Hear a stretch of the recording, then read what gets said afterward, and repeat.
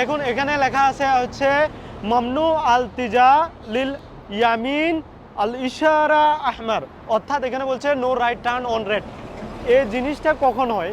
Saudi আরব বা middle ইস্টে আপনি প্রত্যেকটা রাস্তায় দেখবেন যে রাইট সাইডে আপনি যাইতে পারবেন, রাইট সাইডে যাওয়ার অনুমতি দেয়, কিন্তু কোন জায়গাগুলোতে অনুমতি দেয় না। যে রাস্তাগুলোর সামনে আরেকটা রাস্তা আছে বিকল্প রাস্তা, ওইখানে একটা দেখেন একটা বিকল্প রাস্তা আছে, ওই রাস্তাটা দিয়ে আপনি ওই দিকে এমনিতে চলে যেতে পারতেন আগে।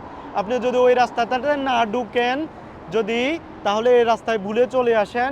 এখানে যখন ইশারা লাল থাকবে, যখন ইশারা লাল হবে, তখন আপনার রাইটে এই রাস্তাটার মধ্যে যেতে পারবেন না। অর্থাৎ এই রাস্তাটাতে যদি যান লাল সিগন্যালের সময়, রেড লাইটের সময়, তাহলে আপনার 3000 রিয়াল ফাইন এবং কি 12টা কালো পয়েন্ট যোগ হবে। 3000 রিয়াল ফাইনের সাথে 12 কালো পয়েন্ট যোগ হবে। No right turn on red, অর্থাৎ আপনার যখন লাল সিগন্যাল আসবে তখন আপনি রাইট সাইডে যেতে পারবেন না।